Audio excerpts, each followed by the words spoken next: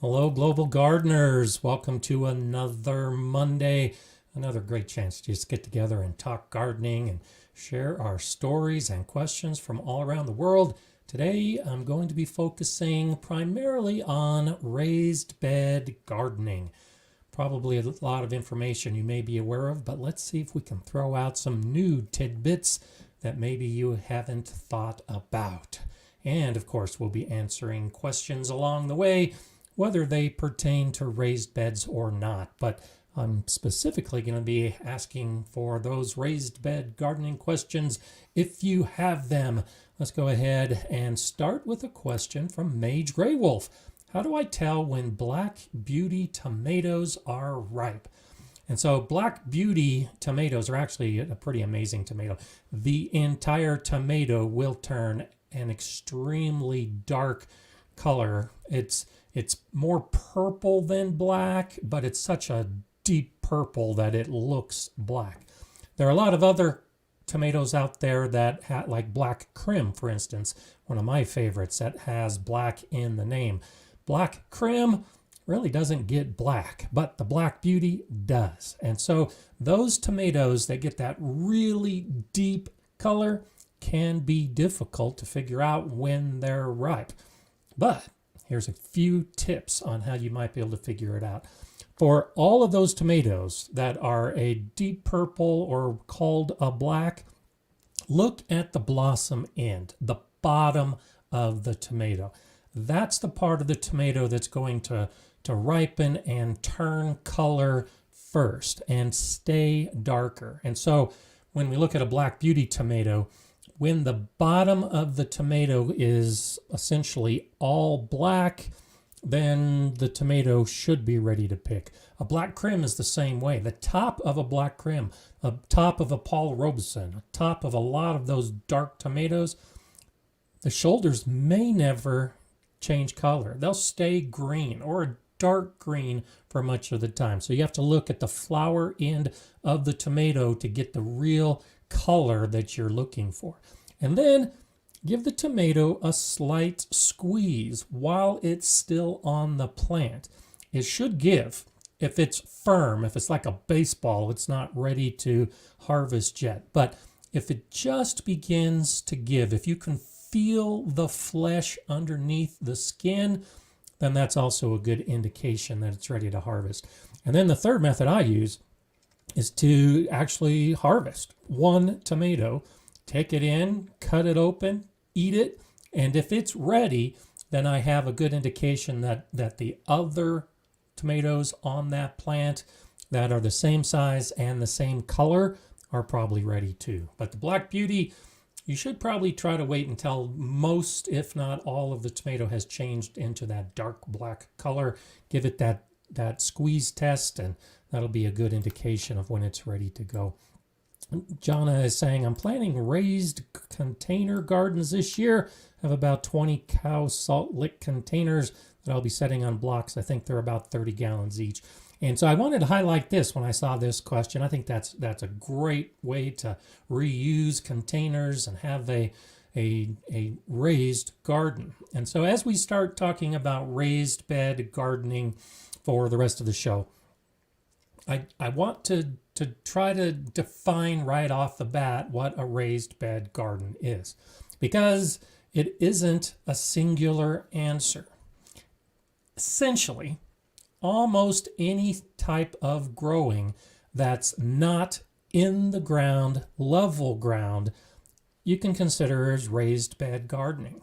If it's a 5-gallon bucket, if it's a salt lick container, you may not think of that as a raised bed, but the same benefits and the same problems you have with the big raised beds like I have that are 4 feet wide and 8 feet long, it's all essentially the same. So as we talk about some of the issues with raised bed gardening and those benefits as well, you can easily draw a correlation to container gardening and why you might want to do raised bed gardening or why you might want to do the container gardening. And I recognized that for many gardeners, just growing in the ground is adequate. You don't need to have that extra effort of creating a raised bed. But for many of us who have such terrible, terrible soil that it's difficult to even dig into that soil, raised beds can be an option. And so the actual bed, the actual raised portion above the level ground, doesn't have to be any particular material. I have raised beds that are made out of wood. I have raised beds that are made out of metal. I will be having raised beds that are made out of concrete. You'll be seeing those coming soon. And I also have raised beds that don't have any edge at all. It's just a mound of amended soil that rises above the level ground. And that's a raised bed.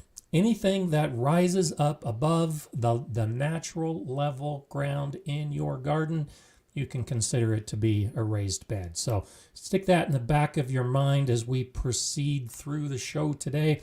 I saw in the comments there's a lot of you that are listening along. So think of this as a experimental podcast where you're listening and I'll be trying to convey the information without too many graphics and visuals. Oh wait, I don't usually do graphics and visuals, so I think this is actually going to work out pretty well. Shout out to Paula from Escalon, California. That's an area of California in the San Joaquin Valley that I actually have some family. I've got family in Stockton. My father grew up in Modesto, and I've got family in Sonora, California. And Escalon is right in the middle of all of those. So one of those little towns that very few people know about, but I saw that and thought I wanted to give you a shout out. Thank you for being here today. And Earthly Spaces is here from the sunny Netherlands. 7 degrees C outside. That's let's see, I'm looking at my conversion chart, and that's about 45 degrees. That's actually about what I'm supposed to get to today. So that's nice springtime weather. I'm sure you're enjoying it. And John Ann is with us from Northern California. Carla from Northeast Nevada. It's so nice to see everybody that is a regular, I'll say, including Renato from Arizona. And of course, Frank down from Pueblo, just down the road from me. So throw out those questions you have about the raised bed gardening, and we'll try to answer anything that maybe you weren't completely sure about. And then along the way, of course, I'll be throwing in all the new information that you may not be totally aware of. And so the Kitchen Garden with Eli and Kate had such a great chat last week, and I know so many of you were supportive and enjoyed that chat as well. But we mentioned briefly in that chat, and Eli and I have chatted as well, that this is a good example of a gardener. Eli and Kate have had their garden for about 10 years in Scotland, and they were not raised bed gardeners at all. They gardened in the greenhouse, they gardened in the ground, and it's only been fairly recently that they've actually started doing some raised bed gardening, partly because of my videos and other videos, but I'm going to put words into Eli's mouth and say they're a convert, that they're actually doing more of the raised bed gardening now. So I hope you'll be participating in the chat today, Eli, and let us know what you think about the raised bed gardening, because it's one of those things that if you do it, and if you like it, then it's the kind of thing that you start doing more and more of. My first 10 or 15 years of gardening, all I did was in-ground gardening. That's all I knew. But when I started doing raised beds, I just got hooked and recognized that for me, one of the best reasons for doing a raised bed is the soil. And so I think almost, except when I lived in the San Joaquin Valley, everywhere I've lived, the soil has been terrible. And so your only option is to spend a lot of effort to amend that soil in the in-ground bed.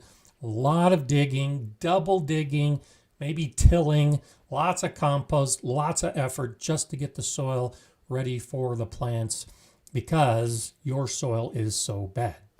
Or you grow in a container or a raised bed and you fill it with good soil from the beginning.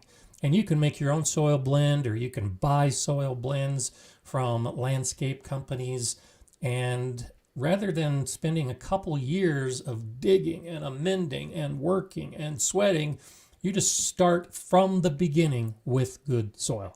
And so that's right at the top of reasons to have a raised bed for those of us that have such terrible soil. And so that's the first place that's the first thing I think about as I'm planting my gardens here in Colorado, because our soil is so bad. Raised beds, and where am I going to put them, and what kind of raised beds are they going to be? And you can see the progress I've made in the last couple years at this new house in my videos, because that was the very first thing I did, was make a hugelkultur mound, which is a raised bed, and then build some wooden beds to start growing in. And then this last year I did the metal beds to start growing in, and then this year I'll do the concrete sided beds to begin growing in, and all of those are raised beds. I've got my fruit bushes, I've got my fruit trees, I've got my flowers. Those are all in open ground beds. And I think they're ideally suited for open ground beds. But when we talk about vegetables in particular, I tend to think for many of us, raised bed gardening can really give you some benefits. Charlie's asking, should I start now for spring planting on tomatoes?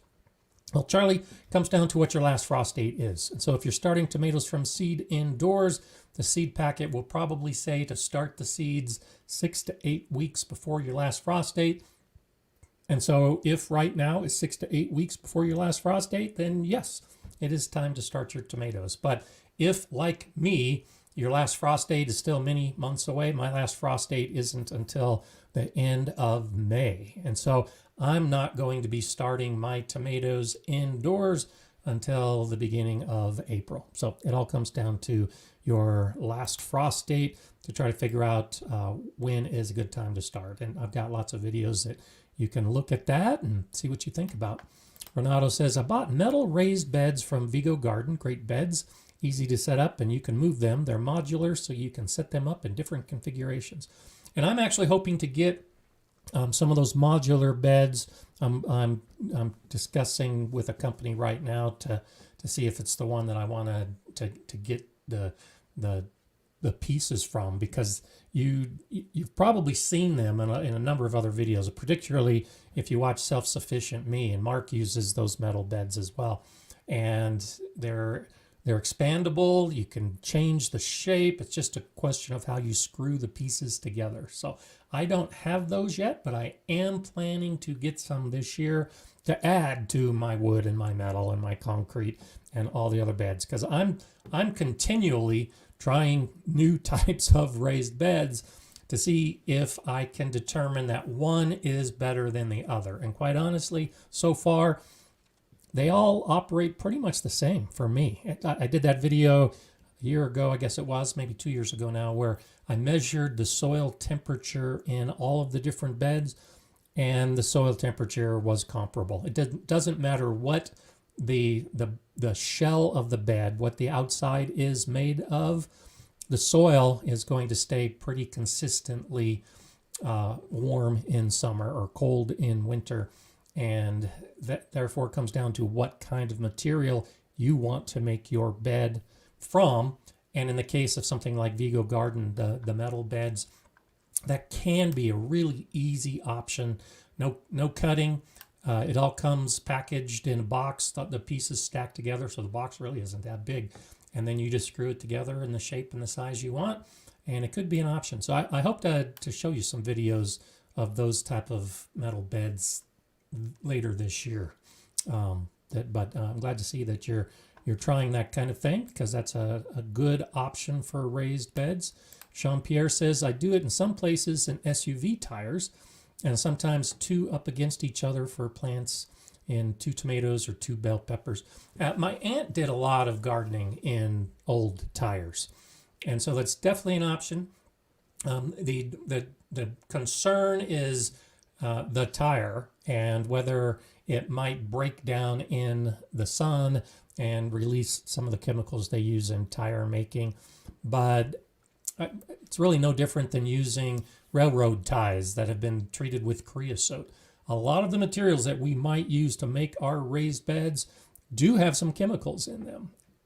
once they've aged, once they've been exposed to sunlight and the weather for a period of years, most of those chemicals have dissipated or are no longer an issue. So I know a lot of gardeners that use old tires and have had great success with it. So there's another option for you to decide what you want to do in the way of choosing a raised bed. Frank is saying, will strawberries do as well in raised beds as they do in ground in our area? And thinking about using a new Vigo bed to expand my strawberries. Awesome. So I'm currently growing strawberries in the green stock vertical growing system, just to check out. I've grown strawberries in containers before, smaller containers, with mixed results. And so based on my previous experience, strawberries do so well in an open bed that they, like an in-ground bed, that is a preferred way to do it. And that's the first way I grew strawberries for years and years.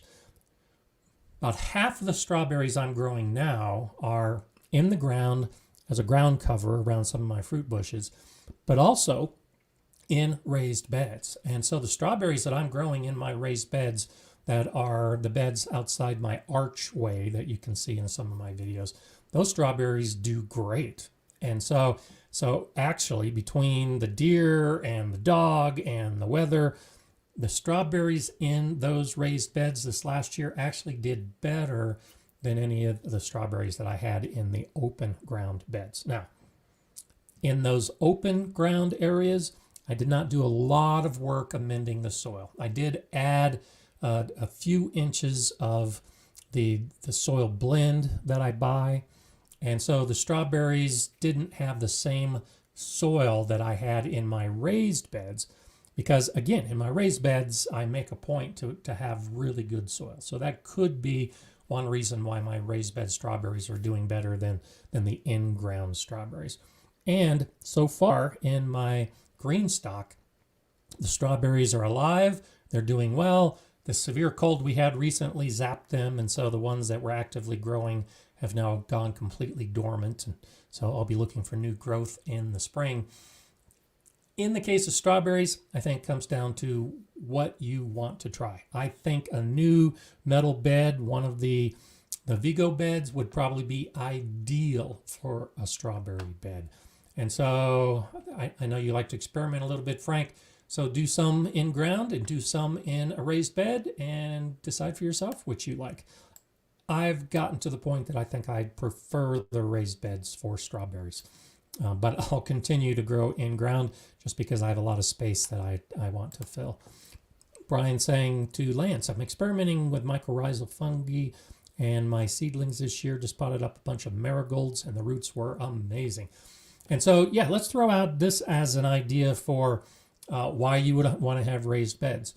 If you have a precise area for growing, like we do in our vegetable garden, a defined space for growing, again, it's back to the soil. And you can make sure that you have that fungal activity and that bacterial activity in that specific bed, and targeting the mycorrhizal growth, all those little filaments in the soil that the fungi are sending back and forth between the roots. It makes for much better plant growth.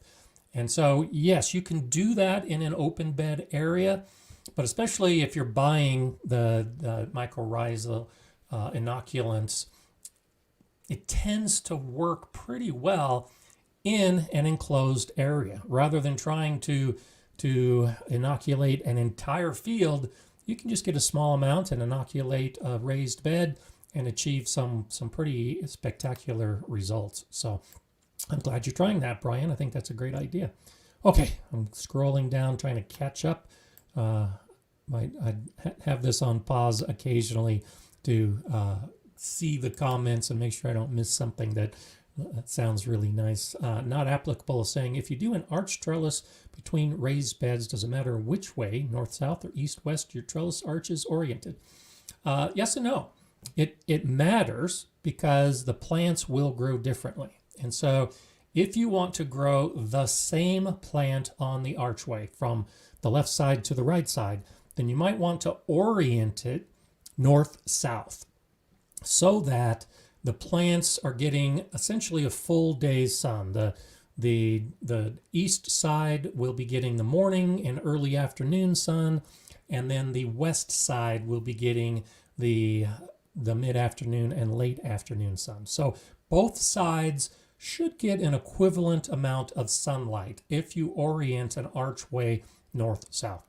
If you orient an archway east-west, now you'll probably need to grow different plants on the different sides of the arch, because the side that is exposed to the sun will get full sun all day long. And so you'll need to choose a plant that can handle full sun all day long. And then the plants on the back side may be shaded throughout the whole day, at least for most of the year. During the height of summer, the sun will be high enough to probably get sunlight on the back side of the arch, but you'll need to choose a plant that doesn't get full sun all day long.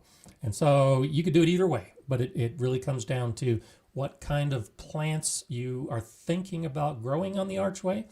And if you have the flexibility, orient it based on those plants. Now, I have the main archway going into my garden that I show in a video. I have since, and that's oriented east-west. And the plants I choose, I have to choose with the sunlight in mind. I have another archway that I put in at the end of this last season that is oriented north-south. And the purpose for that is to grow grapevines up that archway, same grapevines on both sides so that they get equal light. So definitely try it out and see which way you want to try. Jay says, my raised beds are mostly frame beds that are barely raised with hugelkultur fillings. This is mainly due to available materials and costs. And I'm glad you brought this up, Jay, because it's on my list of things to talk about. This is one of the reasons why you might not want to do raised beds like I do, with the stacked wood, with the concrete, with the metal. It's because of the expense. And so it's I think a common misperception, particularly with new gardeners. They see channels like mine where I have these beautiful raised beds. I show you how to build the raised beds.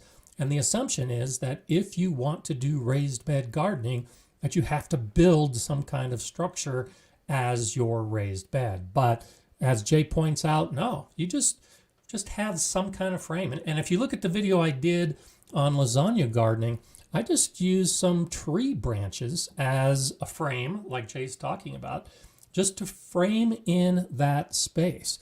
And then grow in the soil that you're either amending or adding to with new soil inside that particular frame. So I think this is a great way to start doing some raised bed gardening. If you're not convinced yet that it's something you want to do, just get a frame.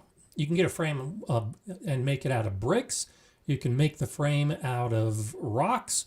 You can make the frame out of tree branches. Whatever material you're using, it doesn't need to be a big high bed that you can sit on. I like to sit on it just to rest my back. But yeah, just like Jay says, it just needs to be a frame. You can dig down, add some hugelkultur, some of the sticks and branches underneath to help improve the soil, and it doesn't need to cost anything. You can have a raised bed that is free, just using the materials and the soil and the compost that you already have. Or you can go big and make it out of some really expensive material. I see some of the PBS channels here in the States where I'll watch the gardening channels, and they're always touring these big gardens and talking to the designers. And so many of those beds that they're growing in, their vegetable beds, are the big 6x6 lumber pieces. And I look at some of those beds and I think each of those beds had to have cost $500 to $1,000 to construct. It's just insane. Growing a Greener World with Joe Lampel is a great show, and his garden is built that way. Those are all 4x6s or 6x6, I think, in his beds. And so the cost of those kind of raised beds is really beyond most of us.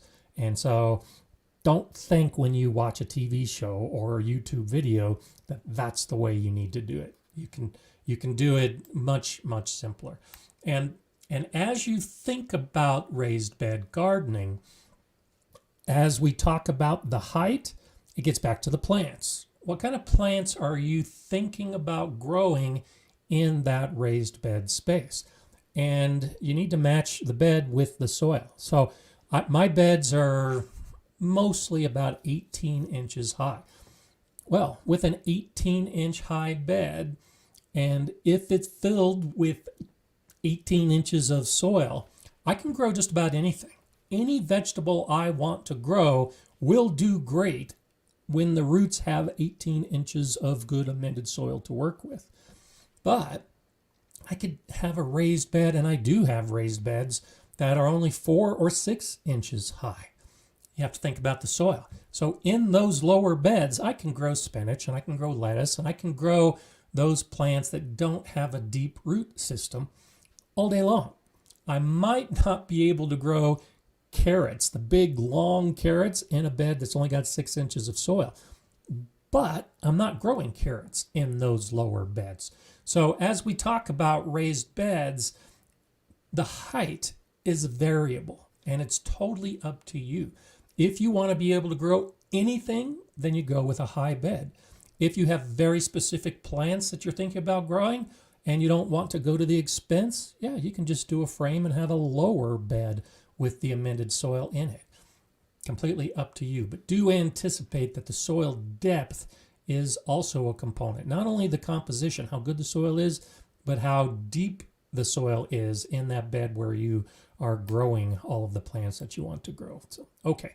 Scrolling on down, trying to catch up again. So nice to see everybody here, all the comments today. Tammy says, I hope you get sponsored by one of them. I'm going to buy more. Would love to buy it through you and support your channel. Oh, thank you so much. So yeah, I'll definitely let you know as to where that goes and which bed system I choose and decide to operate it. It's a newer company and they're still in the manufacturing phase, so we'll see what happens with that. But thank you for that, Tammy. Appreciate it. Mage Grey Wolf says, the raised beds I built from corrugated metal roofing. The squirrels don't seem to mess with them for some reason. Interesting. I haven't heard about that before. Another great reason for having raised beds, I've mentioned this in some of my videos, that I've got the higher beds to deter rabbits. Now the rabbits can jump into my beds, and the only time I've seen a rabbit get into my bed was during the spring, and this rabbit, pretty sure it was a female rabbit, kept jumping in the bed and digging underneath my spinach plants to make a nest. And so the rabbit was nesting, and it was a nice spot in that raised bed. It's the only time I've ever seen a rabbit in my bed. Just that little bit of height is enough to deter them away from the plants I've got growing in it. And so it's possible, even though squirrels definitely can climb and get into a bed, that little bit of extra height of the corrugated metal might be enough to deter them. They'll just stay on the ground where they can run away and look for other things. But possibly it could be that corrugated metal is just confusing enough or different enough that they don't want to get in the bed. So I think that's a great idea. If you got squirrels and you want to do raised beds, consider corrugated metal and see if maybe that might be something to help you out in dealing with the squirrels. I like that idea. Pat, good morning to you. Thank you so much for that. Great unexpected bonus of raised beds, easier on the knees as I get older. Absolutely. And that's what I was talking about just a few minutes ago when I said I like the raised beds for my back. There are many different issues as many of us get older that I think the raised beds are a better option. You don't have to get down on your knees. You can take a break and sit on them, but also and I talked about this in a few of my videos quite a while ago, but at the Galileo School Garden, I intentionally built the beds high enough for our students in wheelchairs. So if you have any type of those issues, if you or someone you know is gardening or wants to garden and they're in a wheelchair, you can build the bed high enough so that it is at appropriate level for them. And so I had one specific area of the garden with the beds spaced farther apart so that the wheelchairs could go all around the beds, all the beds in that area. And then also the beds were a little bit higher so that the students in the wheelchairs could water and tend to the plants while they're in wheelchairs. So right there is, I think, another extremely important reason for having raised beds. If you know someone or are aware of someone that might be interested but might have a disability that they can't get down and garden in the ground, raised beds is your option. So thank you for pointing that out, Pat, because I completely agree. I completely agree. It's one of those things that I do still have some in-ground beds, but when I get down to sow the seeds and to weed and to harvest, getting up is much harder, it seems, with each and every passing year. And so that's another reason why I'm doing so many more raised beds. Elsa Santiago, thank you so much. Good morning to you as well. I'm in 7B. My temperature at night right now is 30 to 40 degrees Fahrenheit. That's about -1 to 4 degrees Celsius. And 50s to 60s during the day. That's about 10 to 12 degrees Celsius. Should I put cool crop seeds in my beds now, or is it too cold to germinate? Good question. Really good question. And so first, let's tie this back to the raised beds. And this is a reason to have raised beds. Raised beds tend to warm up faster in the spring. They're raised up, they're going to get sun on at least 3 of the 4 sides. And so the raised beds tend to thaw out if you live in a cold region. So in 7B, I'm guessing your soil, if you're growing in raised beds, has already started to thaw out. But if you're not growing in a raised bed, either way, as we talk about what kind of plants to sow in springtime as the temperatures start warming, yes, you should be able to start sowing some of those cool season plants. Still look at your last frost date, still read the seed packet just to see what it recommends. But I think it's Johnny's Seeds has a seed germination temperature chart that you can download. It's one of the big seed companies. I think it's Johnny's. And so when you look at the temperatures necessary for the seed to germinate, those cool season plants, the spinach, the lettuce, the radish, the Swiss chard, the beetroot, surprisingly, well, not surprisingly after you've done it, but if you haven't done it, surprisingly, those seeds often do not need warm temperatures to germinate. So spinach, for instance, a spinach seed can germinate when the temperature is 35 degrees, which is about 2 degrees Celsius. Now, it will take a longer period of time to germinate.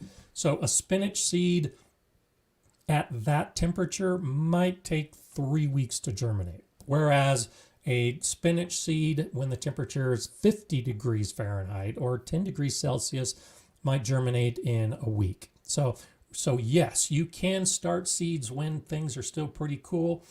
Just be aware that you might need to have some patience. You might need to wait a little bit longer for those seeds to germinate. But absolutely, and I do that all the time on warm days of spring. For me, a full month before my last frost date is usually when I'm outside starting to sow some of these cool crop seeds. And some of them pop up right away if I have a good stretch of warm weather, and some of them take a while. Now, the daytime temperatures are clearly enough to thaw the soil and to start that germination. The reason it might take longer is because those nighttime temperatures are cool enough that the seed is kind of saying, okay, hold on, let's not be in a big rush. And then when the soil temperature rises to the point, and that's another key component as we're putting our seeds outside, is the soil temperature. So for most of those seeds, when the soil temperature is above 40 degrees Fahrenheit, about 4.5 Celsius, that's when most of those seeds are probably going to start germinating pretty well. When the soil temperature gets up to 50 degrees Fahrenheit, 10 Celsius, then you should see almost all those seeds will start germinating, those cool crop seeds. So I say go for it. It's a great way to experiment and see what works best for you in your garden. And as I always say, document it. This is the kind of thing to put in your journal. And I would suggest, especially if you haven't done this before, stagger some of the sowings. So if, let's say, you're going to do spinach and you want a couple different rows of spinach in the same bed, well, go ahead today and sow a row of spinach seed. And then a week from today, sow another row of spinach seed. And then a week after that, sow another row of spinach seed. And then start observing to see how they germinate. And it may surprise you that all of a sudden, all 3 rows are going to germinate on the same day or within a couple days of each other. And so that's a good indication of why soil temperature matters. Because if you sow too early for the seed, it's just going to sit there until the conditions are right. And so by staggering the plantings and then observing to see what happens, I did this at the school garden with the kids, where we would beet seeds in particular.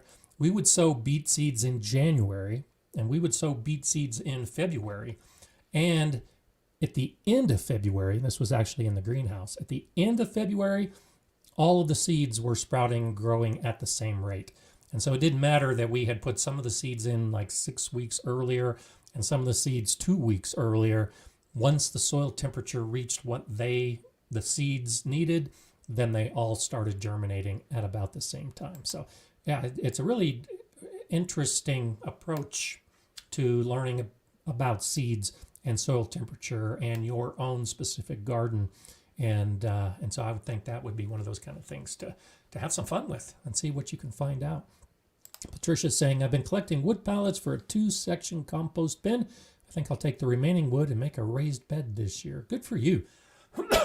I actually had that planned, but now I'm going to move my 2 bin to another area and add a 3rd bin. So the pallets I was actually going to use to make a raised bed, I'm actually going to expand my compost system and have a 3 bin. But great option.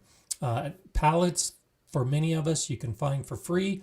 And most of the pallets are made in such a way that if you can get a couple different, or maybe 4 or 5, depending on the size of the raised bed you're planning on making, but you just pull all the slats off of one of those pallets and then hammer it to fill in the space on another pallet, and it's that easy. And now you have a solid wall that forms one of the sides of a raised bed. So I like that idea, Patricia. I think it's one of those things that you can definitely move forward with, because it should be relatively easy. Let us know how that turns out. So, okay, let's see what else we have. Yeah, John is saying, getting lots of respect for me talking about the money that someone can spend. Yeah, it's, I have videos talking about the $34 tomato and other ways to save money in the garden. I don't think gardening needs to be restrictive. It's one of those things that so many people, and I was guilty of this as well years ago, when I was interested in gardening but didn't think I could afford it, couldn't get into it. And so you can get into it for no cost whatsoever. In fact, I just did a video recently where I talk about being able to get into gardening without spending more than $50 in a year, and you can have a nice big garden. There's lots of resources for free seeds, for the soil, for the mulch. And so the inexpensive options are definitely there. It's just when you see the flashiness, and I'm guilty of this as well. I like the flashy garden. I like the raised beds. I like all of those structures in my garden.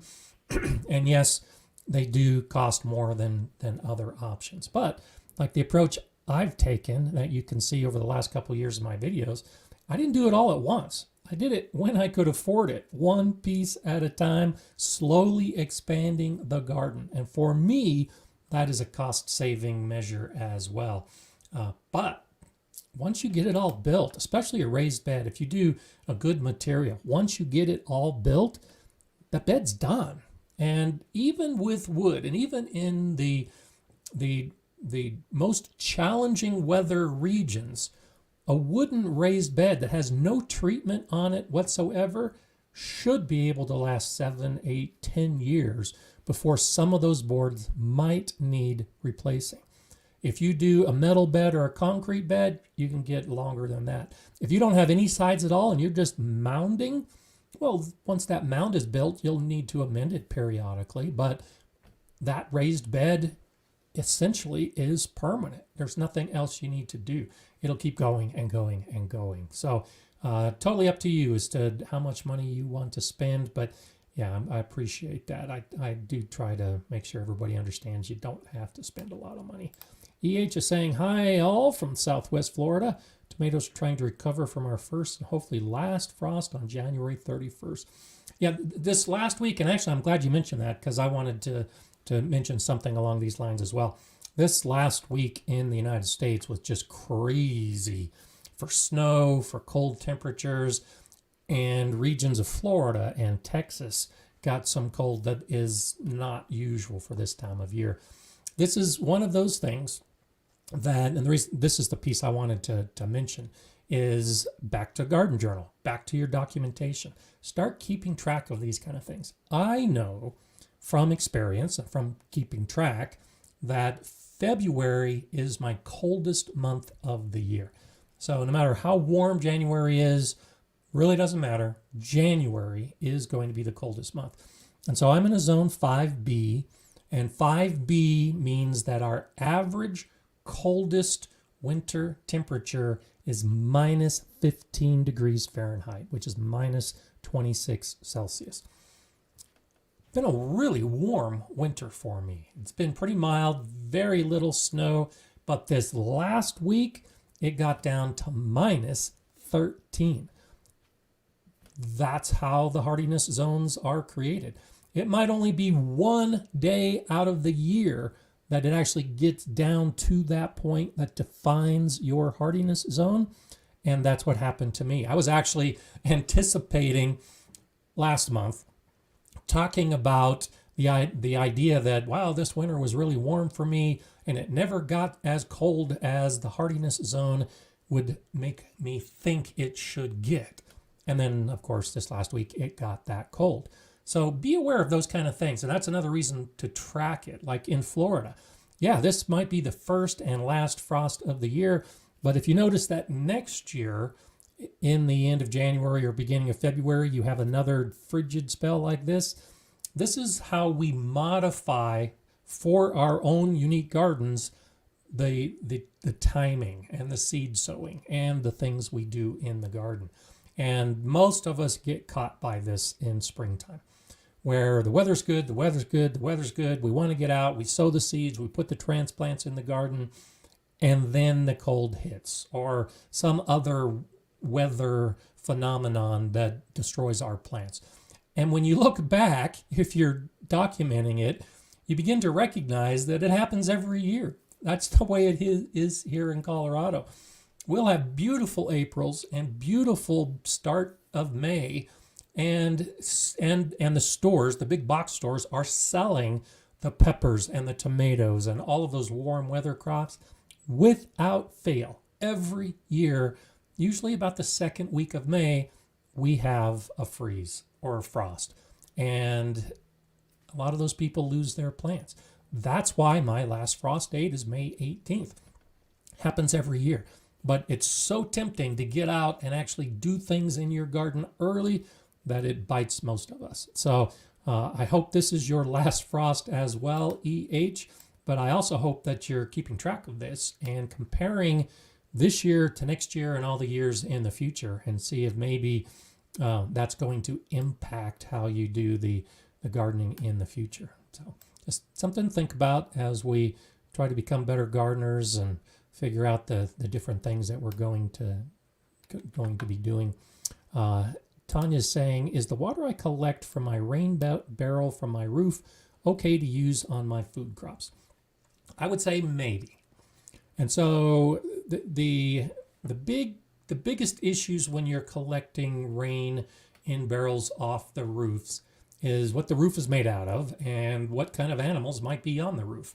And so birds in particular might have lots of fun things like E. coli that are in their droppings. And so if you've got a lot of birds that are sitting on your rain gutters, or if you have a tree above that roof and the birds are pooping on the roof, then when it rains, all of that bacteria and whatever pathogens might be in those droppings are going to end up in your rain barrel.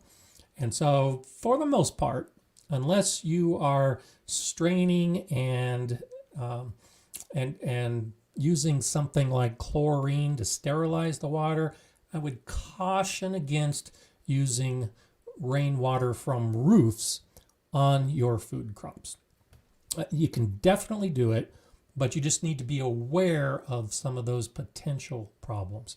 I think it's a better idea to use the rainwater for your fruit bushes and your fruit trees and all of those other plants in your garden that you're not actually going to be eating the vegetable or the fruit that could be exposed to some of those harmful microorganisms. So think about that as an option.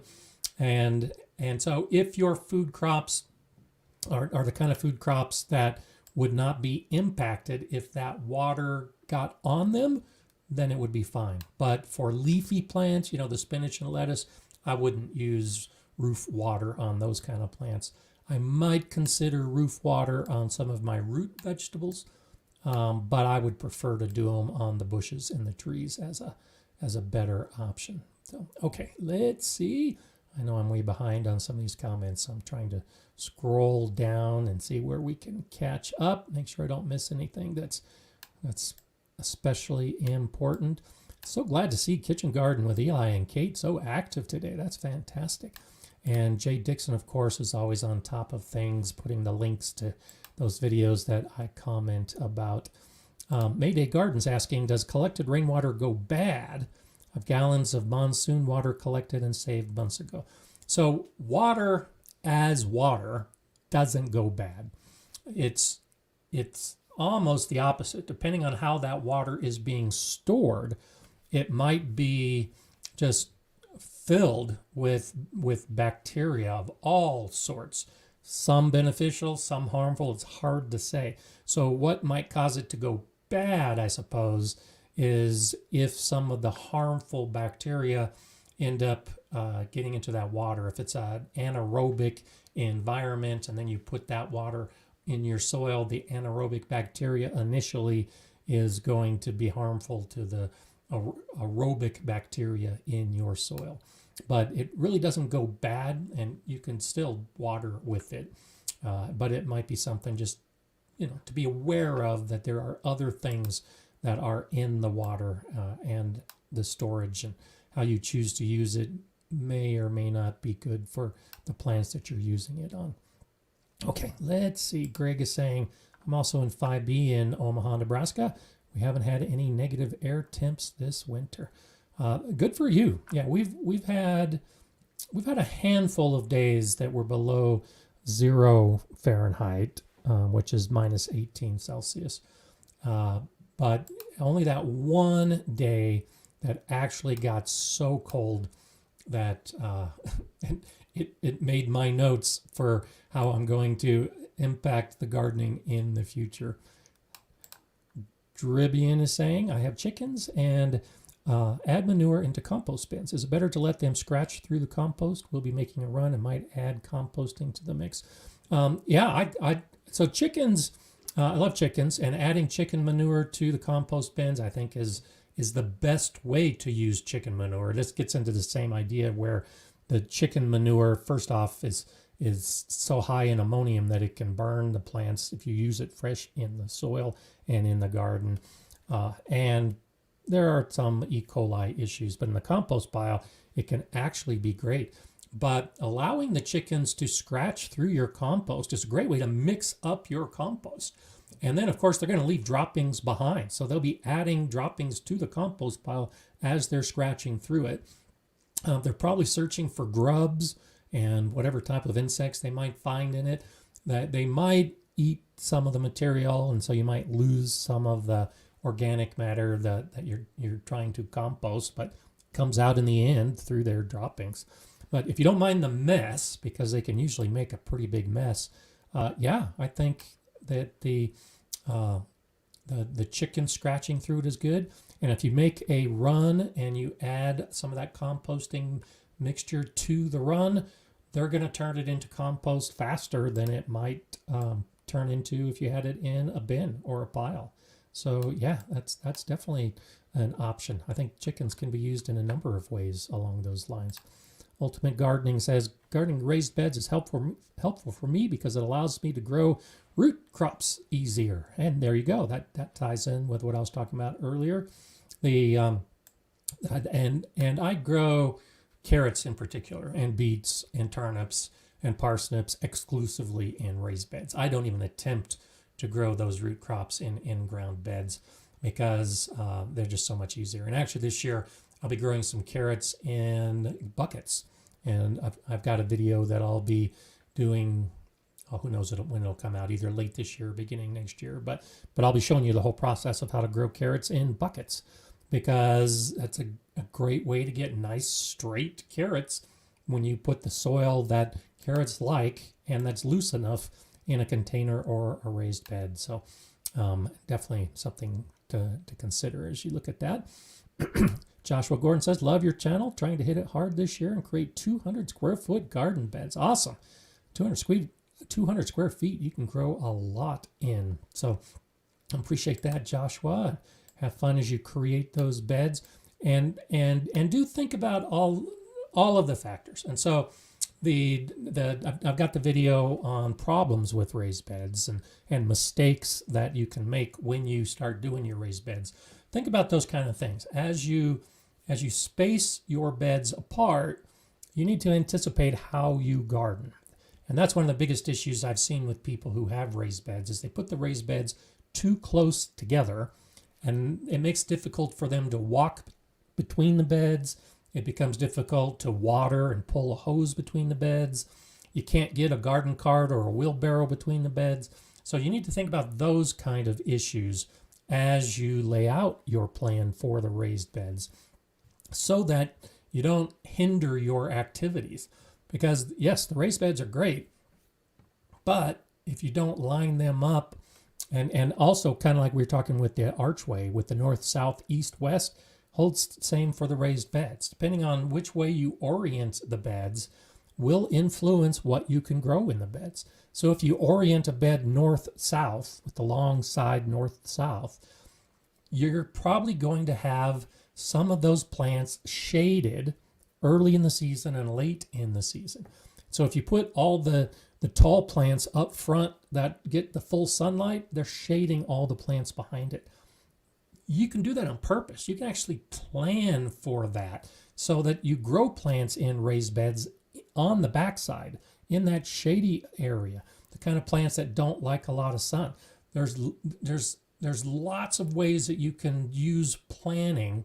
And sure, you can do this in ground beds as well.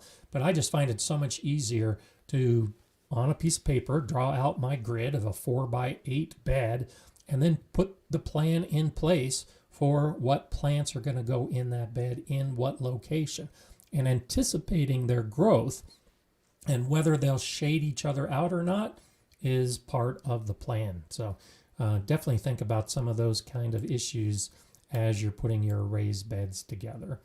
Let's see, Rafaelia is saying, how deep will your container be that you're planting your carrots in this year? So I'll be doing a couple different things. I'll be doing 5-gallon buckets, and so they'll have about 15 inches of soil in those. And then I'll also be doing some of the cloth grow bags, and those will probably have about 12 inches of soil.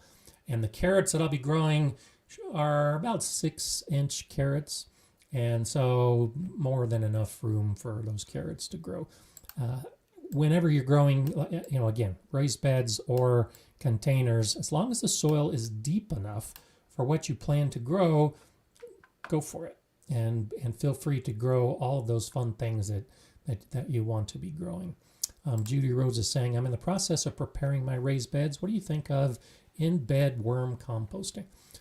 And so one of the issues with in-ground worm composting, and so there's a couple options for this. You can have a tube, like a PVC tube, that you bury in your bed, and then you fill the tube with kitchen scraps or whatever material that you want to be composting. You could dig a trench along one side where you dig a trench that's 6 or 8 inches deep, and then you fill it all with all that material that you want to compost and then cover it up. And then you let the worms do the eating. The biggest issue with that is that raw material is not suitable for growing plants in. And so if you do trench composting in a bed, then for the most part, that whole trench really can't be used to grow plants. Plants can grow along the trench, but if you put the seeds on top of all those raw food scraps, you'll probably get germination, but the plant isn't going to do well. If you're burying pipes in your bed, you can get some benefits, and you drill holes in the pipes, and as the material is eaten by the worms that go in and out the holes, then the worms are carrying the castings to other parts of the bed. That can actually work pretty well, but again, it will limit you in your planning because you'll have these pipes or tubes that are sitting in your raised beds. So definitely an option. I tend to think that it's easier when you think of it from a soil perspective of composting that raw material to start with. And then when you add the compost to the bed, well, the worms are going to find that bed, and the worms are going to carry the nutrients throughout that bed, and you're not going to lose any space for growing in that bed. So for me, while some of those methods can work okay, I'd prefer to just amend the whole bed so that all the soil in the bed is good to go, and then plant in that bed. But it's definitely something to experiment with and see what you think. And depending on how much material you have, you can have some, trench experiments and the buried pipe experiments and buckets where you, like a 5-gallon bucket, and you cut the bottom off the bucket, or you drill holes in the sides, and then you bury the bucket in the bed and you fill that with the organic matter that the worms are going to eat. All of those are viable options. I just prefer to compost it all and then add the compost to the beds, and that tends to work out a little bit better for me. The lady's garden at home says, hi back at you. I'm planning on a grow bag or 2 of carrots too. Could I use the same ones that I made that my potatoes grew in last year, or should I have all new soil? You could use the same. You'll see some recommendations that you don't grow tomatoes and potatoes in the same soil one year after the other, and that's because they're in the same family, and some of the soil-borne pests and diseases that might affect potatoes will also affect tomatoes. And so that's kind of where this idea comes from, where you shouldn't reuse soil. But you can actually grow tomatoes in the same soil as potatoes if you know that you don't have any of those soil-borne diseases or any of those pests.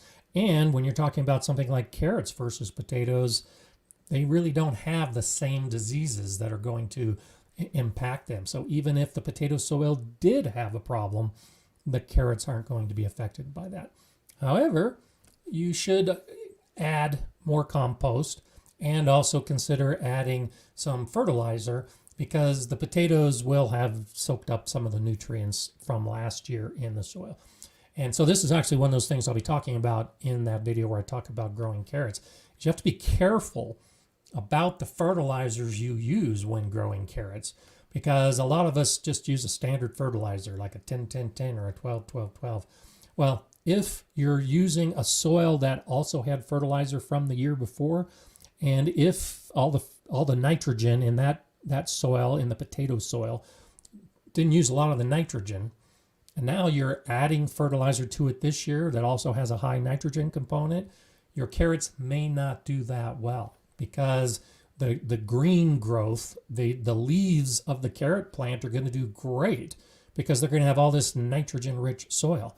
But the root, which is the part that we want to grow, usually doesn't get that big because all of the growth is going into the plant, all the leaves. And so when you grow carrots in buckets or any container, just be aware that the phosphorus, that number 2 of the number, so like a 3, 12, 5 fertilizer would probably be better, because we really want the root development as opposed to the leaf development of the carrots. But yeah, definitely consider reusing some of that soil and adding some compost, and hopefully get some good carrots as a result of it.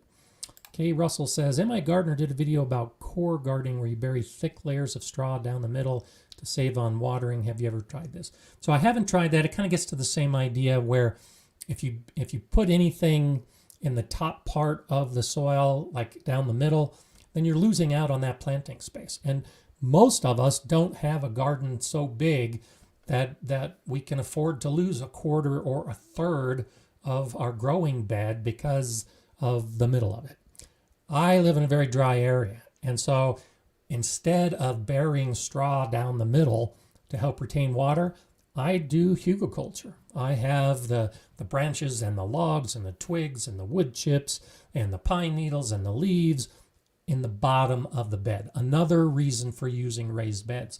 You can see this in the videos that I've made. The bottom of all of my beds is that really woody material, to include some straw in some of those beds. As that decomposes, it essentially becomes a huge sponge at the bottom of those raised beds. And that's where the roots are.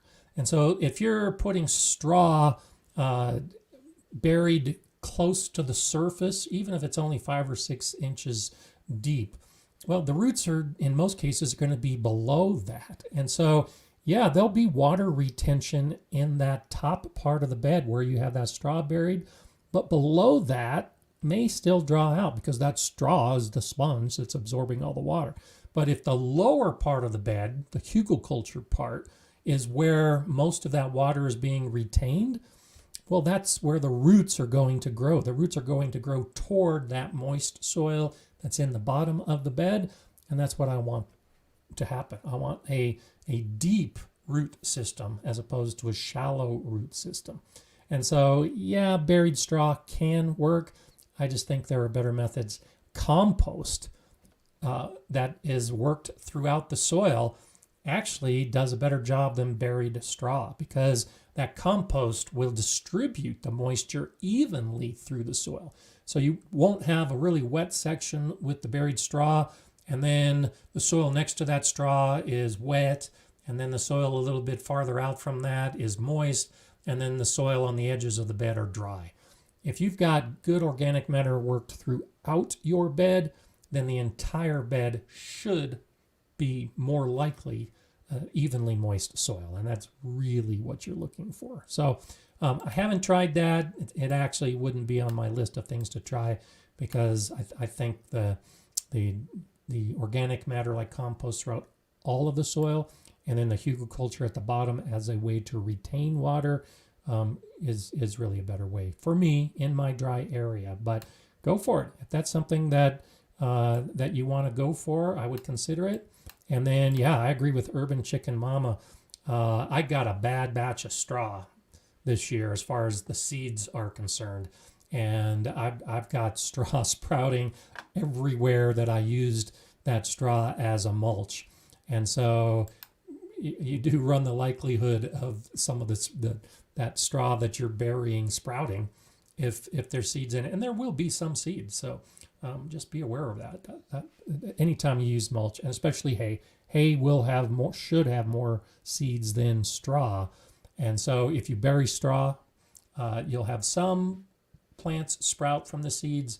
If you use hay, you're probably going to have a whole lot of plants sprout from those seeds. So while I'm thinking about it, let's talk about the background today. So this comes from Lindsay Bryant. And of course, this is actually a few weeks old, but it matches pretty closely to what so much of the United States encountered this last year. So I think this is a really nice picture of a winter garden. And as I said a few weeks ago in one of the the pictures I showed. I love seeing pictures in the garden because you can still see how the gardener gardens, even when everything is covered by snow. So here's a nice archway, and you can imagine the plants growing up this. It looks like it's low enough that it's primarily a trellis. There's a table that looks like it's just being stored under there right now. Here's another hoop area, and you can see how it's covered with plastic to help protect some of the plants. I think that's a great idea. If you look in the background here, you can see along the fence another metal trellis that's lined up. And of course, in the background here, you can see a green stock vertical planter along with more of that cattle panel trellis. And so even though nothing is actively growing in this garden right now, I look at this and I just start envisioning what it's going to look like. And so I hope, Lindsay, you send me pictures in the summer as more plants grow so that we can refer to this in the background. But just a nice little garden space, covered with a foot of snow or more. But you can see, and this is why, and I said this in a recent video, where I go out every day and look at my garden. And even on a day like this in this garden, and you can see some footprints in the snow, I love going out because it really gives me that opportunity to dream and to envision what the garden is going to look like during this growing season, this upcoming growing season. And it's like Superman with X-ray vision. Even though it's all covered by snow, you can actually, in your mind's eye, look through the snow to the ground and imagine what plants are going to be growing underneath this hoop and underneath this hoop and in the, that trellis area and back here and the green stock. I can picture, if this were my garden, all of the plants that would be growing in all of these spaces. And so I encourage that you do that. Don't, and that's why I'm so glad so many of you in the last month who have shared these pictures of your snowy garden. I'm so glad that you were proud enough to share pictures of your garden when nothing was growing, because it's still a garden. You can still see that a gardener lives here. And it's that little bit of hope for the future with the idea of what am I going to grow next? What's coming? What's going to be underneath that hoop? And as I'm figuring out my seeds and my planting schedules, that's all part of it. And a lot of it is coming about from this time of year when I'm walking outside in the snow and thinking about where things are going to go. Next week, I want to talk a little bit more about microclimates and specifically, but part of that is because during this time of year, as you're looking at the snow, where the sun is, where the shade is, where the areas of the garden are that where the snow melts first, start paying attention to some of those areas. So next week, when we talk about microclimates, I'll be talking about that much more, because winter is a great time to identify the microclimates in your area and start thinking about the plants you're going to grow in those microclimates. So a little teaser for next Monday, and we'll go much more in depth about that at that time. Urban Chicken Mama says, when should I take the plastic off my raised beds? Good question. So another great reason, you can have hoops in any garden bed, but I find having hoops in raised beds is just so much easier. You have your 4 foot wide or 3 foot wide or 5 foot wide bed, whatever it is, and you have your hoops that are in that bed, and they can be so easy to make. If all the beds are the same size, you just make all the hoops the same size. That's what I do, and I just find it so easy. And then you cut the plastic to cover the hoops so you can grow the plants underneath it, and then you just store them away when you're not using them, pull them out when you want to use it. The symmetry of a raised bed system where every one of those raised beds is the same size, I think really lends itself to the hoops and the covers. And so now back to the question, when should I take the plastic off? Couple things to think about. So first off, the soil temperature. The soil temperature is a big reason why you have plastic on those hoops so that the soil stays warm, and then the warm air, particularly at night, helps those plants deal with the severe cold that might be happening at night. So the plastic over hoops helps the air underneath the plastic stay warmer at night, but it's because the soil is warm. And as that soil is releasing heat at night, that's what helps keep that environment warmer. So as the temperature warms in spring, just go out with a meat probe or a soil thermometer and keep track of the soil temperature. When you see the soil temperature rising to the point that it's approaching 70 degrees Fahrenheit, that's 21 Celsius, that's a good time to take the plastic off, because when the soil gets that warm, seeds are going to be germinating. It probably also matches up with warmer outside temperatures at night, and it usually correlates to warmer daytime temperatures. So that's one target I look at as to when I take my plastic off, is when the soil temperature has increased.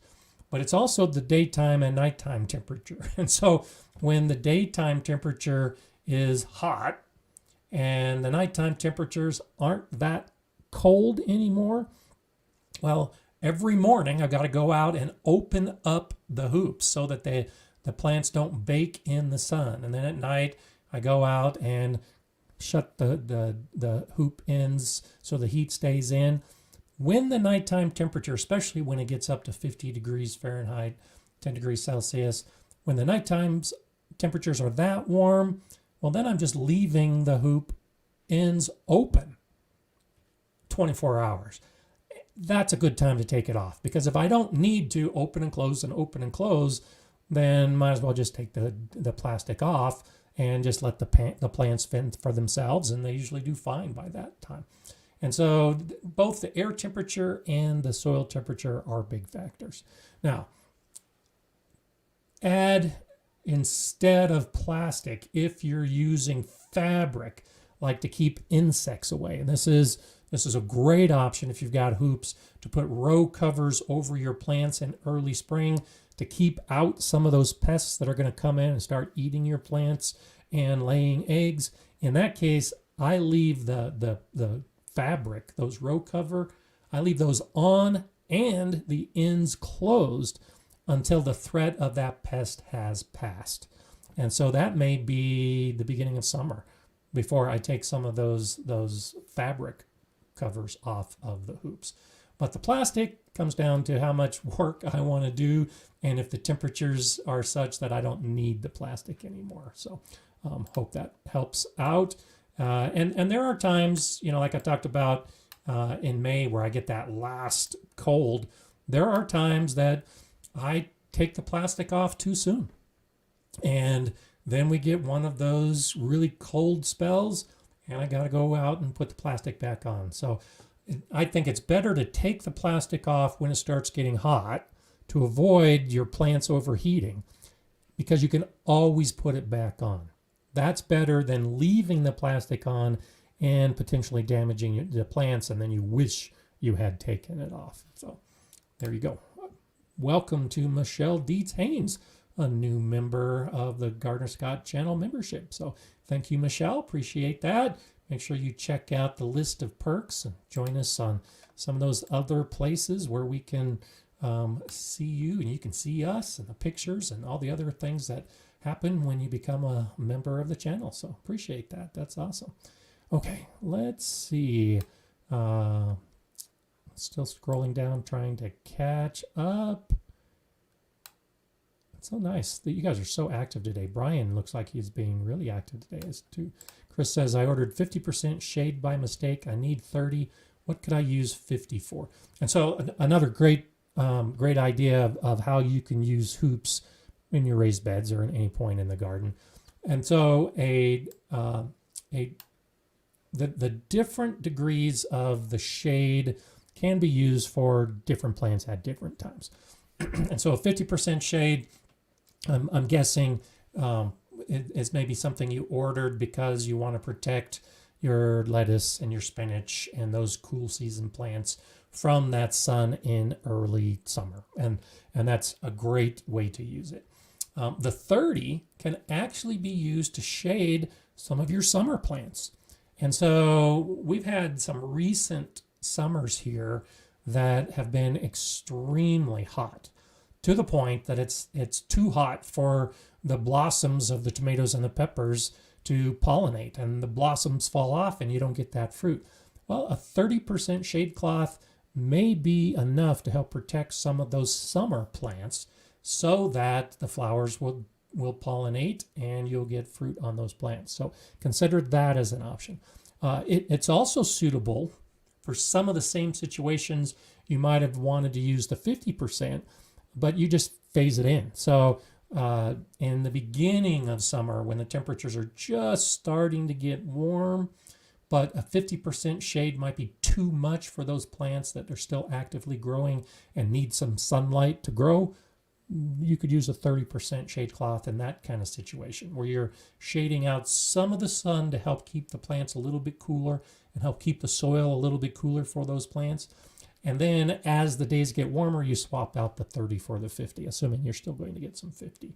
So a couple ideas. And then at the end of the season, as well, in the heat of August here in the States, you'd have the 50, but as it starts going into the cooler temperatures of like September, same basic idea. The 50% shade might be too much as the sun is lowering in the sky, and as those plants are actively producing a harvest, you might want to cut back to the 30 just so they get enough of the sun to ripen the fruit and give you the harvest that you're looking for. So, Shandy says, I guess I'm just confused on the totes because I've seen them coupled together. I've seen them with sprouts on them without a lot of room to go side by side. How do you harvest castings only? And so I think I might have missed something on this. But if you're talking about the worm castings, I actually have a video that shows how I harvest worm castings, and a couple different methods to harvest the worm castings, whether you use a migration method or you use the light and scrape off the top. So if you're talking about worms and how to harvest them, check out that video, and hopefully that'll give you some ideas of how I do it. Okay. Mr. Texas T-Bone, see you. Word up. Much love to the channel and stream and viewers. Thank you. Back at you. This is one of those kind of things that I just love this time. I say it every week. I just love the Mondays and spending time with you. Ultimate Gardening says, I'm going to start loofah from seed this year. Can't wait. Loofah, and I've said this in the past, loofah is just such a fun gourd to grow. And it's one of those plants that if you really do some research on the loofah gourd, it can be fun to grow. You can actually eat it. So if you harvest the loofah gourd fruit while it's still young, it looks like a cucumber, and you can actually eat it without any difficulty. If you leave it on the plant to the point that it fully matures and dries on the plant, then you can eat it. The inside becomes a loofah like you use in the bath or shower, and you just peel off the skin. Tons of seeds that are on the inside, but by that point they've all dried, and you just shake out all the seeds and then do it all again next year. So loofahs are a lot of fun, but they do take a long season, and starting them ahead of time is definitely the way to go, so that you have a plant that you can put in your garden to begin the process of growing and flowering and giving you that wonderful fruit. So good for you. Loofah is really a fun plant. I've only done them a couple times. We did them at the school, but when I had the kids, the students harvest those loofah gourds, and then we peeled off the skin and shook out the seeds, and they saw a loofah just like they see in the store, like maybe their mother or grandmother uses. That was a fun part of gardening as well, is to see the kids' reaction to harvesting something that doesn't look like it on the outside, but when you get to the inside, it's like, oh wow, I didn't know that's where loofah came from. You think it's some kind of man-made product, but no, it comes from a plant. So that's fantastic. That's and like Janan says it's good for washing, showering, cleaning. Yeah, lots of stuff. So definitely do it. And John Jude is right too. Great flowers and it's great for pollinators in the garden. So yeah, there's your plant for the week. If you haven't thought about growing loofah, and do spend the time to do a little bit of research and recognize that it takes a long season. Most of the loofah gourds are in the 100 to 120 day point to be able to harvest, and that's after the plant is in the ground or after the plant is actively growing. And so it can take, and I've tried growing it from seed in the garden, and it grows fine, but my season just isn't long enough to actually get a harvest. So if you grow it from seed and you wait for the germination and then you wait for the plant to grow, you have to add another at least 3 weeks on top of that 120 days. So you basically need to have a 5-month growing season to be able to start loofah from seed outside in the garden and get it to the point that it is fully mature, ready to harvest before you get your first freeze in autumn. Or you start the plant indoors and then you put the plant outside, and then that starts the clock at 100 to 120 days. And as long as you've got a season that long, it's fun. It's a good plant to grow. And you can do all kinds of fun projects and I actually did that in that year at the school. We actually did have some of those loofahs on ropes. It was a fundraiser. We sold all of those loofahs in different sizes as at Christmas time as a fundraiser for the garden. And if you're a crafty person, definitely something to think about and something you might want to consider. Okay, let's see if we got a couple more things. Llama says we're missing Yankee Sister Homestead this morning. She checked on early and said that she was going to have to watch on replay. So shout out to Yankee Sister.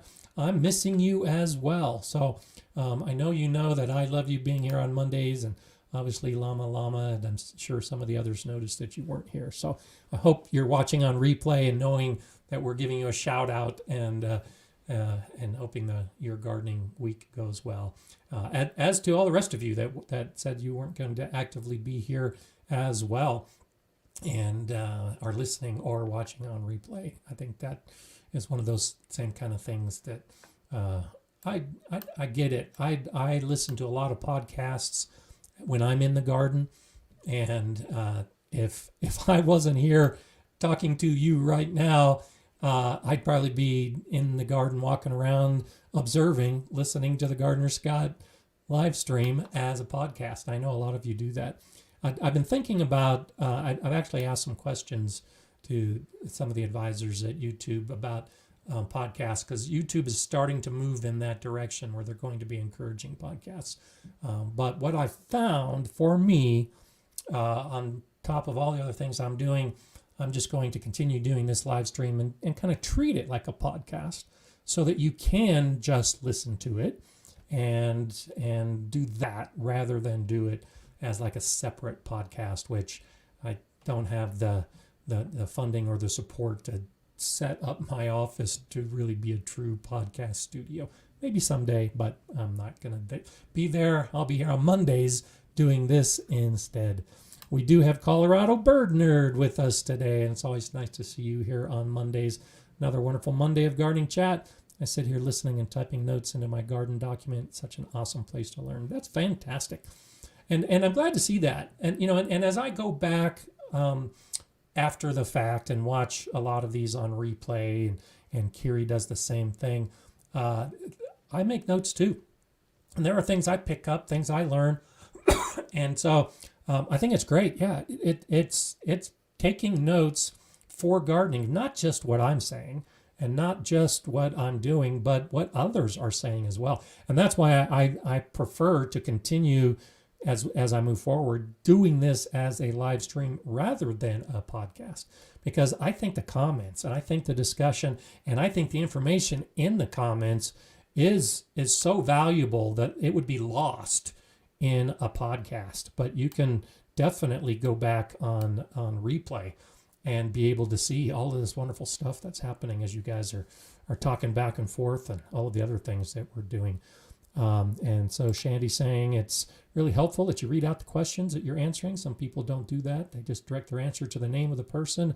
Then you have to go hunt. Well, good. And there you are. You're highlighted with your point as well. And that's one reason why I like this software and like this format is because I agree with you. I think it can be helpful. It's one of those things. And so next, Mr. Texas T-Bone saying, azomite. Heard good things, but I haven't used it personally. So I actually just got a shipment of azomite, and I'm planning on incorporating it. I'm not planning a video on just azomite, but I've talked about it in the past. It's a mineral amendment for soils, and so look for some of that to be incorporated in some of my videos in the future as I talk about specifically container gardening. I think that's one of the best ways to use it. And I'll talk more about that in a video and probably in a live stream actually when I do start using my own azomite. So Jay Dixon on top of things. Thanks for that, Jay. Yeah, it may not seem like much, and I rarely ask for it, but yeah, thumbs up is important. I will say, if you're watching this on live or doing the replay, if you haven't subscribed, I encourage that you do subscribe. And if you click on the bell, you'll get notified when all the new videos come out. But I'm working with some partners where we'll be doing some giveaways in the weeks and months ahead. And we'll be doing that for subscribers. It's the easiest way for me to be able to figure out how to do these giveaways. I haven't figured out the specifics yet, but this is one of those things I was asking YouTube about, and they recommend if you have a giveaway, it's easiest to do it to your subscribers because you can get that list of names and then be able to do the giveaways. So you don't have to subscribe to watch my videos. You don't have to subscribe to do the live stream. But if you're at all interested in some of these giveaways that are coming up, then subscribe because that's going to be the easiest way for me to do it. I'd rather have that list of people that we can draw from than to give something away to someone who watches one video and I've never see them again. And those of you that are the loyal subscribers miss out on that opportunity. So that's why I want the opportunity to go to the subscribers and to you that are the regular watchers. So yeah, just subscribe, easy way to do it. Or as you already saw, you can become a member and get some of those perks. They got a Gardner Scotch store. Those are the t-shirts and hoodies that I wear in my videos. And then the Amazon link and the super chat and the super or the tips. Yeah, you can actually do a super thanks now on the videos. That's something that YouTube just started. So if you watch a video and you really like, you can actually give a tip, a super thanks to that video as well. I know some of you do that, and thanks to all of you. So thanks, Jay, for that reminder. I don't always like to blow my own horn, but thank you for doing that. And there's Clyde Lewis, a new member. So welcome, Clyde. Glad to have you as part of the community, and look forward to seeing you in some of those members only live streams and the Facebook group and some of those other things that we do. So thanks so much. So I want to go ahead and as we get to the end, just try to remind you about something. And this time of year for many of us is just so crazy. So for some of us on the Northern Hemisphere, we're starting our seeds, we're getting our plants going. For those of us on the Southern Hemisphere, we're at the peak of our garden, we're harvesting, we're starting to think about fall gardening plants. This is just the time of year that it just seems like so many of us are so busy with so many thoughts about our garden and what needs to be done and what we don't have enough time for, and we're falling behind, and it can become overwhelming, and it really can become stressful. And I'm sure you're aware, you've heard, there are a lot of studies out there that show that gardening is one of those activities that will lower the blood pressure, that will make you feel better, and it's one of those things that when we do it and think in terms of the enjoyment of it, it does lower our blood pressure. It does make us feel better. It does give us that warm feeling inside. And so don't lose sight of that part of gardening during this crazy time, this busy time, where it's just so overwhelming you don't know where to begin, or it's so overwhelming that you know you're forgetting something, or it's so overwhelming that you decide you're just not going to do it because it's too much. Just stop and relax. Walk out to your garden like I do, even on these snowy days, and look to the future. Look to those plants that are going to be growing. Look to those harvests. Look to that time where you're going to be, you know it's going to happen, where you're in the garden, sitting on your raised bed. That's why I have my raised bed, so I can sit and observe the garden and just relax and soak up the good feelings, that good energy, that healthy energy from the garden. That's what it's all about. And we got to get to that point. To get to that point, we've got to get past these overwhelming days. So it'll happen. It's already warming up for me. I've got snow on the ground, but the snow is starting to melt. More snow will come, but it'll melt too. And eventually the snow's going to stop and my plants are going to be in the ground. And that's what I see underneath the snow as I stand in the snow. I can see those plants are going to be growing. And I know that all this time I spent planning to buy the seeds, planning when I'm going to start the seeds, planning when I'm going to put those plants in the ground, all that is worth it when you can just sit there and enjoy the space, enjoy the harvest, enjoy the time, and lower your blood pressure and just feel good about the world because you did it all and you made it all happen. So just remember that, if you would. And even when it's work, just enjoy the entire process. Jeanette, thank you so much for that super sticker. I really appreciate that contribution. And it's always nice to have you here and appreciate you being a subscriber as well. So there you have it. There's Monday for you. Get out there and get some gardening done. Even if it's snowy, get out in the garden and start thinking about the planning for what it's going to look like when all that snow disappears, or after the harvest is done and it starts getting cold again. It's all going to happen year in, year out. That's all part of gardening, but let's enjoy it in the process. I'm Gardener Scott. Let's be here again next Monday to do this all over again, and we'll be talking about microclimates, something that I think can be a lot of fun. See you then. Enjoy your week and have some fun out there.